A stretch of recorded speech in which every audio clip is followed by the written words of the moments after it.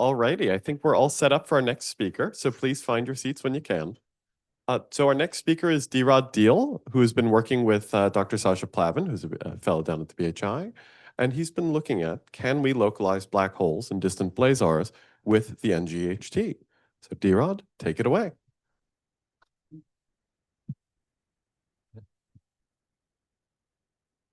Wow, that's a lot of you guys. So yeah, um, like Daniel said, I'll be looking at can we localize black holes and distant blazars with the next generation Event Horizon Telescope? I've worked on this project with Dr. Sasha Palvin at the Black Hole Initiative. So basically, with the next generation, with the Event Horizon Telescope right now, we can produce images of black holes such as M87 star and Sagittarius star. But what about the further distances? What about further sources at further distances? So we're going to be answering that question throughout this presentation. And also, this is an image of 3C279. This is a quasar. It's a blazar, which is a quasar facing towards us. And in the center here, there's the black hole. And then we have these relativistic jets, which are essentially the collimated hot plasma at very high speeds, close to the speed of light. And you can also see some of that jet emission closer to the black hole as well. So cores. Cores are the most compact feature of this jet emission. So here's that same image of the jet emission from this previous slide. And it's the most compact most compact feature of the jet emission. And this is usually where the tau optical depth is 1. And basically, there's also other regions of tau next to the core. So on the left side of the core, there is an optically thick region where you can't see any more material because it's optically thick. And then there's also optically thin region, which is all the other jet emission that's not the core. And additionally, there's the core as well as all the jet emission is synchrotron emission. And this is basically when you have the emission from relativistic electrons in the magnetic field. And this is a synchrotron emission signature in the spectral energy diagram.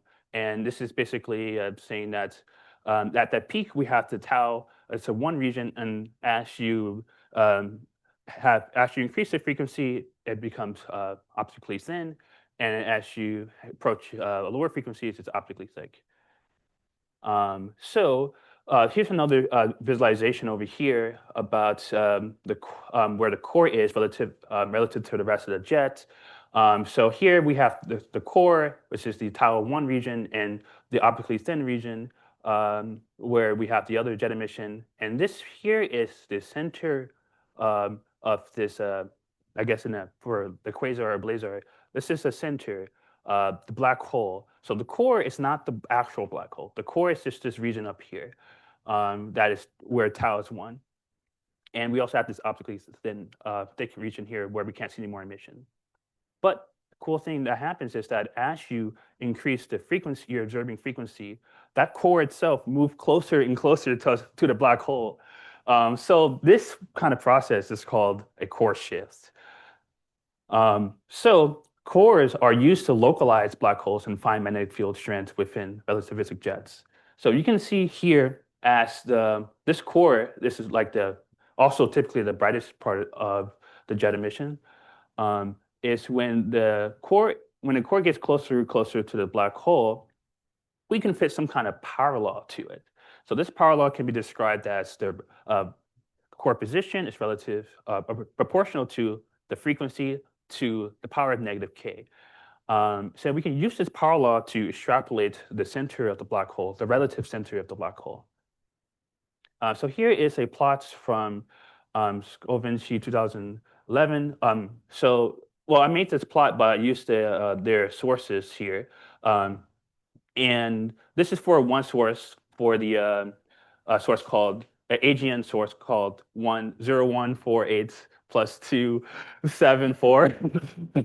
But basically, all you need to know is that for this one source, the cores get closer and closer to the center of the black hole. And the way how they do that the way we can fit a power law to be able to measure how the actual cores get closer to the black hole, and thus measure things such as the relative center of the black hole, which is this A parameter here, and with the uncertainty and the actual relative position compared to the rest of the core shifts in milliarcseconds.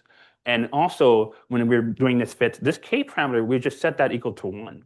And the reason is because there's some assumptions that we have first. One assumption is that this dominating emission is synchrotron, which we kind of already know that, but the jet shape is also conical. It's a shape of a cone, and the jet is an equal partition. What that means is that there is equal amounts of energy density from the magnetic field and from the density from relativistic particles. So there's two questions that we want to answer. We want to answer, does this power law holds at higher frequencies? So the next generation of interacting telescope frequencies at 86, 230, and 345 gigahertz. And we also want to know, how do we actually measure this core shift at higher frequencies? So we're going to go into a little bit about these motivations. So here's an example power law. And we want to know, as we increase the frequency, does the power law change at all? So does the K parameter changes? At what point does the K parameter changes? We want to know if that's even that's something that happens at higher frequencies with these jets. And also, this one other thing I just remembered, the jet shape, we assume that it's conical, but as we get closer and closer to the central engine or the black hole, the actual shape of the jet can change as well. So that's something to keep in mind. And additionally, we want to know if there's any interesting, like, different jet properties, emission properties, as we get closer and closer to the black hole.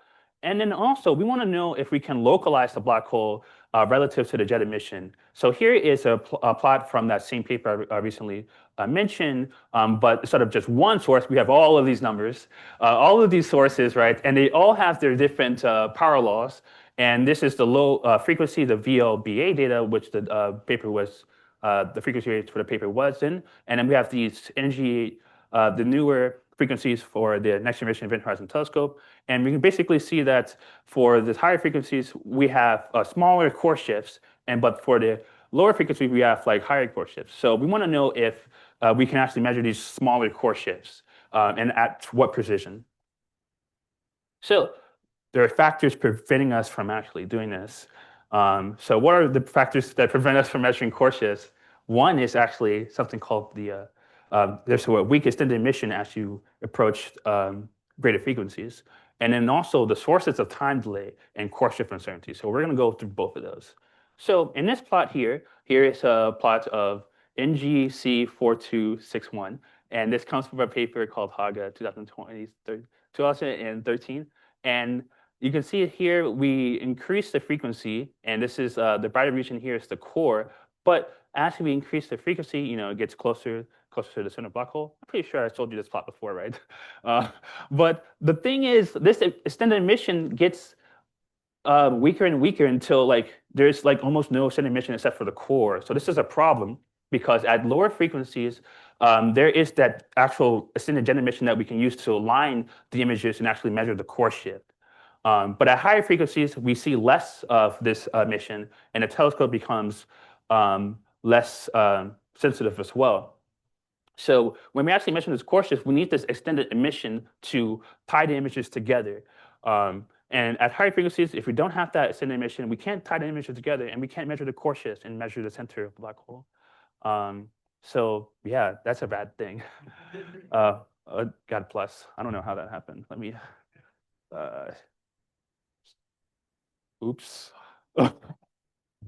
Oh, I should have done FN. Yeah. Okay, good. And then the volume, I think. Yeah. Welcome back up. So Advanced behavior. yeah, thank you. So yeah, and then there's also sources of time delay. So time delay is a process where we have basically, if you have a source that has equal wave fonts, And we have these radio telescopes that's absorbing a signal from this source.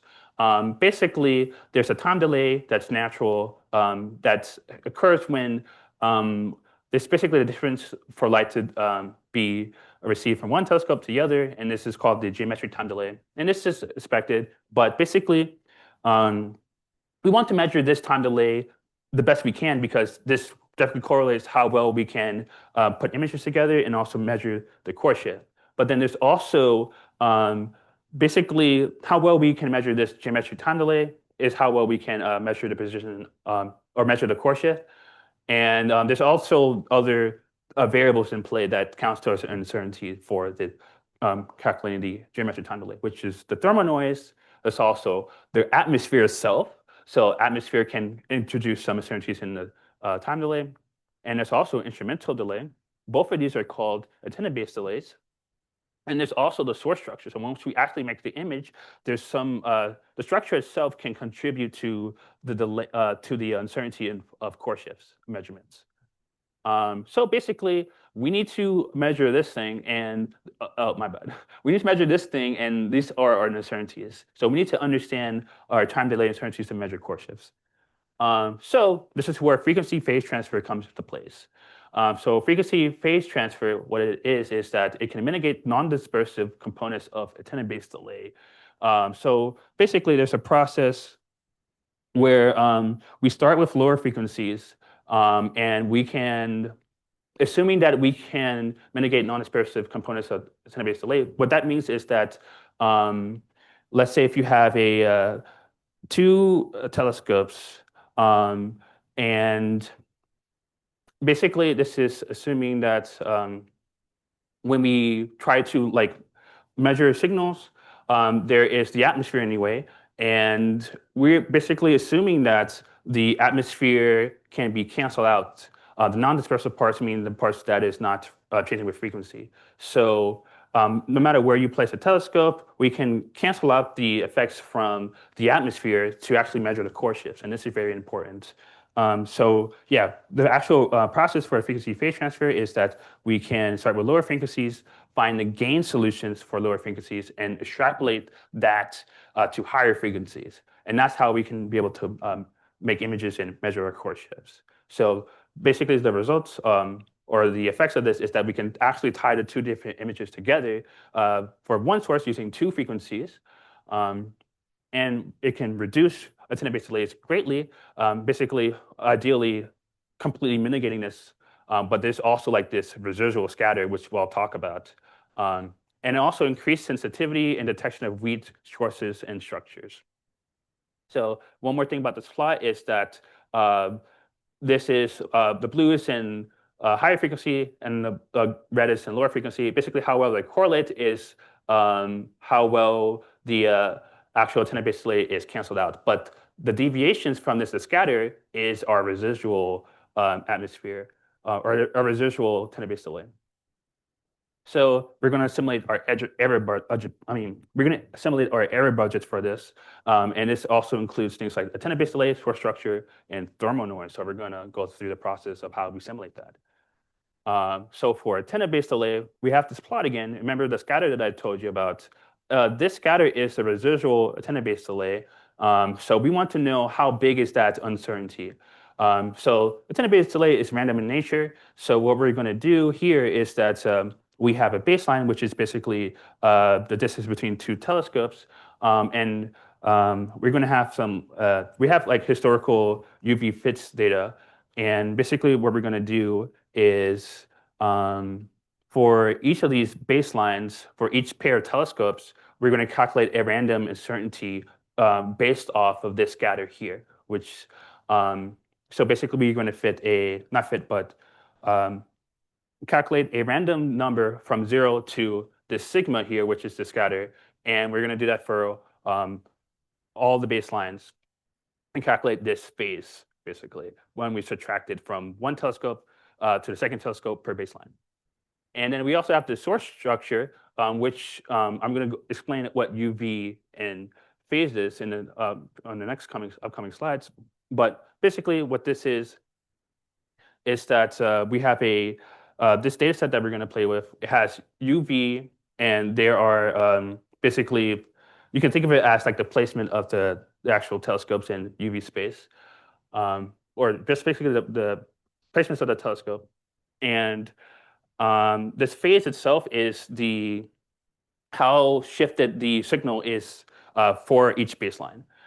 Um, and we're going to calculate that per baseline for the phase. Oh, not calculated, but we're just going to obtain it in a list or in a table.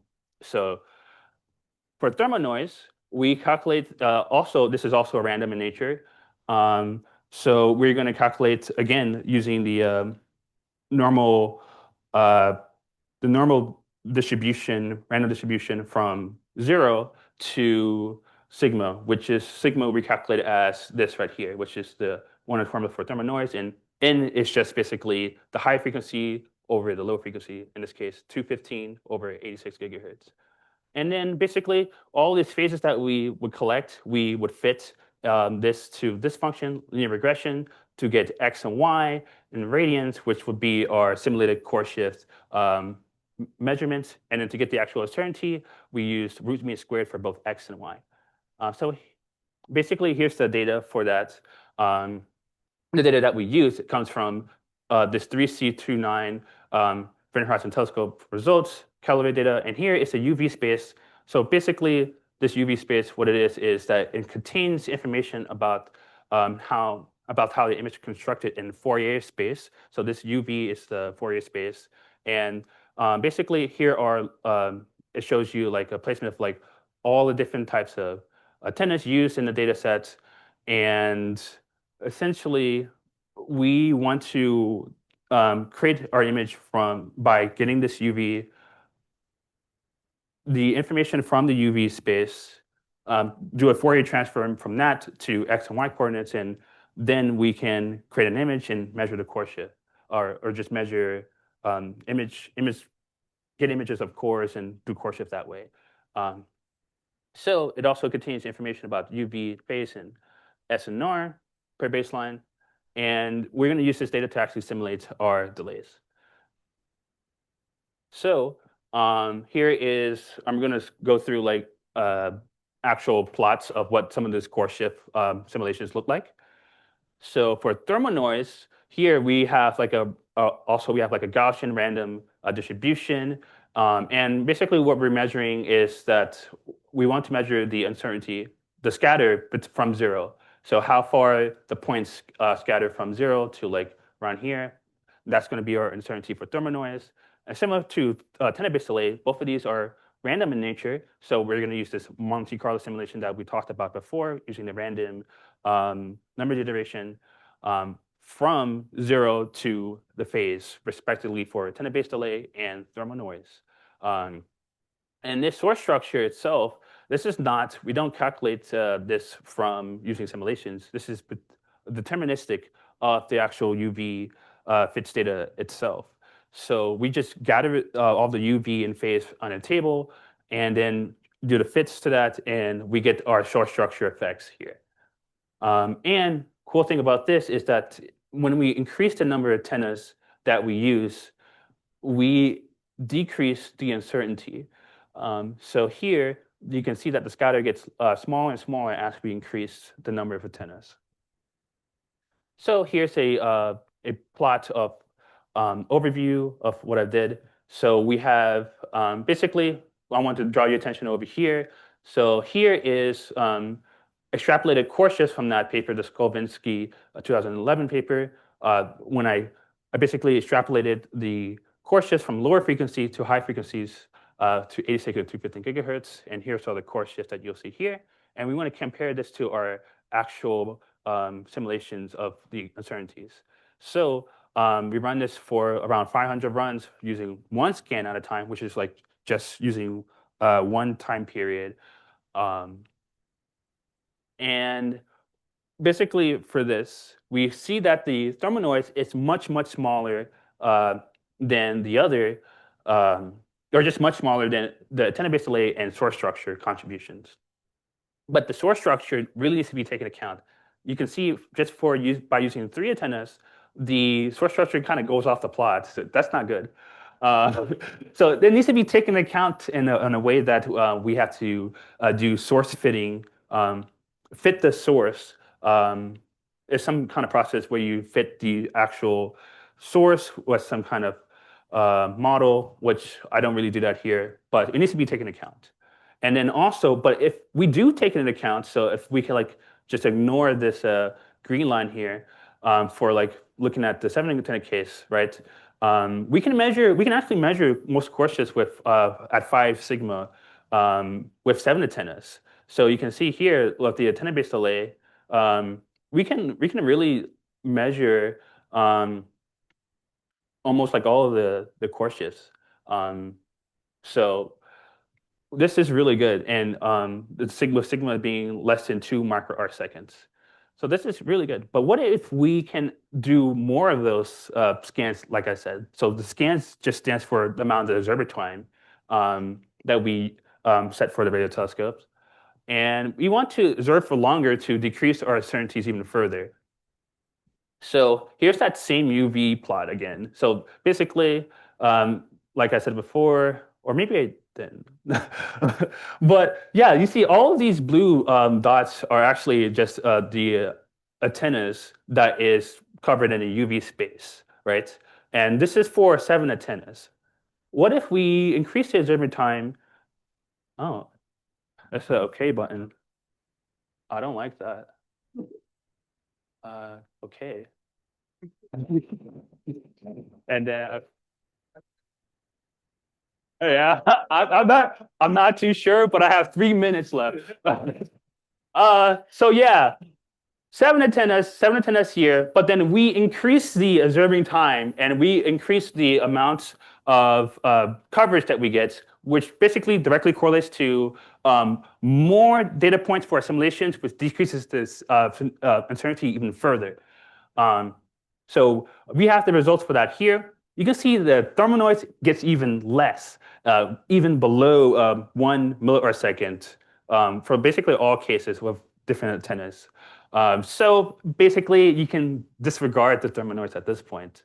But for antenna-based delay and source structure, this is interesting because the antenna-based delay, remember the residuals from FPT, we can get right under 2 milliarseconds.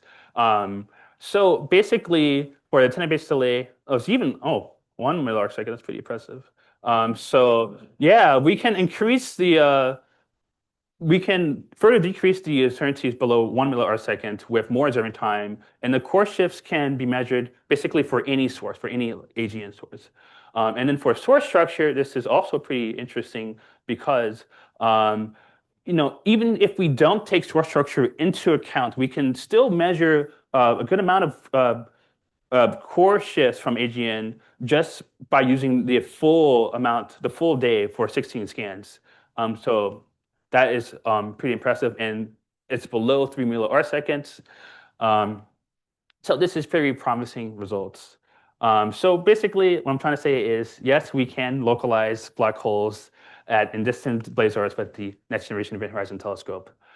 So conclusions, right? So I have this big plot here for my conclusions. I have some words too, but basically, we have this single scan case is basically where we have 3 antennas, and this is including the source structure if we don't take it into account. But this orange one is the case where we have 7 antennas, and we do take into account for a single scan. But all day, if we measure the core, not the core. If we observe for all day at 7 antennas and do take into consideration the source structure, it's like so small.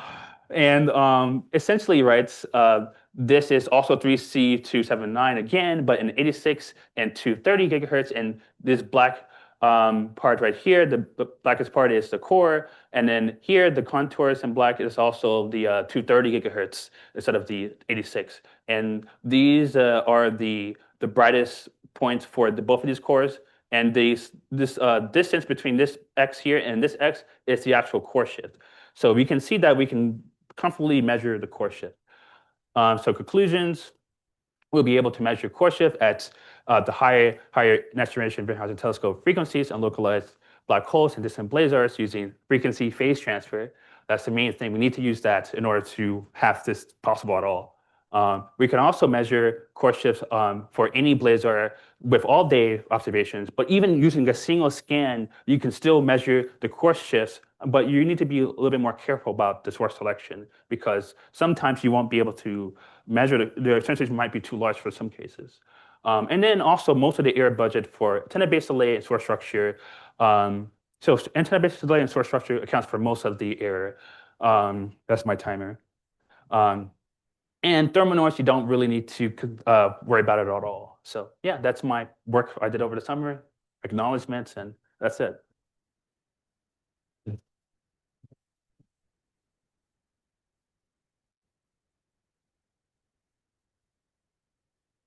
Amazing. Thank you so much, D-Rod. We have time for a few questions. We'll start right here. Thanks for the talk, D-Rod. What, I might have missed this, but what causes core shifts? That's a great question. So what causes core shift? I have some backup slides. So I'll try my best to explain it. So what actually causes the core shift is that the core is not actually moving. We're just looking at different frequencies, right? This region where tau is 1, when we look at higher frequencies, we see that core actually is closer to the core. I'm not the core, I mean the black hole. And I think what actually causes it is something due to like the way how the spectral energy diagram, I think it's the way how, something to do with opacity. Maybe someone here can also help me out with that. Maybe Sasha, if he was, yeah.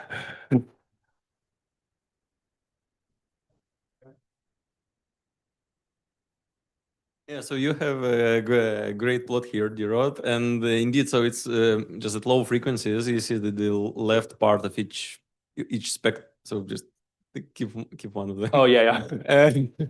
I mean, like, yeah, single slide. So on the left part of the spectrum, it is like very steep. It's falling very quickly. So if you look at the same position at the lower frequencies, you just don't see any emission. So you only start seeing emission somewhere further downstream. That kind of means that closer to the core, you see emission at high frequencies, but closer to the central engine, you don't see emission at low frequencies, but see emission at high frequencies. That's basically it. So the brightest feature just changes with frequency. But yeah, this full plot is like 3. Yeah, I think it's kind of like after thinking a little bit, looking at this plot and thinking a little bit, it can become clear. Well, I think I saw questions from Delilah and then Richard, and then we'll do a loop. Great talk. So in your last couple slides, when you were showing the effects of the different types of uncertainty, it seemed like the thermal and the antenna all kind of monotonically decreased. But the source structure one seemed not to. And also in the last slide you show where you show the colored curves for them all decreasing as you take into account more scans, you could see that for the structure one, they would kind of flip who was bigger sometimes. Yes. Is there any understanding as to why this kind of happens? More so for source structure, but not for the other two? That's a great question. At first I thought I was doing something wrong, but I think this is just kind of like intrinsic to the actual telescopes that we're using. So when I say it's a 3, 4, 5, so for telescopes, I'm using very specific scenarios of these telescopes. So under here, you have LM, AZ, and JC. I shouldn't memorize the actual acronyms for that, but these are different telescopes across the world. We have, as we increase the amount of antennas, I would expect that the source structure would like linearly decrease, but then for 4 antennas, it's really like very small. So I'm not exactly sure why this happens, but I think this is some kind of property of using these different scenarios together. So yeah, you had a. Oh yeah, so like I think this is like something to do with the actual antennas, the selection of antennas that we have. Great. We'll do Richard and then Rosa, and then we'll move on. Yeah, great talk. And quick question. If the source that you're looking at doesn't have a very powerful jet, is there any use of these techniques to try to localize the black hole? Like imagine Sagittarius A star, for instance. I'm a great fan of jets, but not every source has one, unfortunately. Yeah, so like if you're saying like if the jet doesn't have like a strong enough emission. Yeah, for instance, think of Sagittarius A star. Oh, well, I would say like as long as you can detect what the core is, you can apply this technique, the frequency phase transfer, and also measure these uncertainties. I think that we're assuming that you can actually see the core itself. If we don't see the core, we can't really do core shift measurements. So that might be different though with the frequency phase transfer because that also increases the sensitivity of weak sources. So I would say it's possible. Yeah, it's definitely possible, I think, with frequency phase transfer. Thank you. I basically had your same question, but why were 4 antennas better than 5 or 6 antennas? But I think that you can test your hypothesis and do the experiment by rotating the 4 antennas that you are using and see what happens. Yes, actually, I did that for the 3 antennas before. It was like for 3 antennas, like I changed it from I think I used I put the AP first, and then I switched around AP and LM telescopes. And this uncertainty was like around here, but now it's like off the charts. And then also here, a cool thing about it is that it also plays with the actual how the data looks like if you would to plot it. So based off the different antennas you get, you can get like different positions of like what the core shift simulations look like. So yeah, that's definitely something I should take into account, and maybe I should do all combinations and see what's the best combination. Sure. Thank you so much. All right, well, let's thank our speaker again.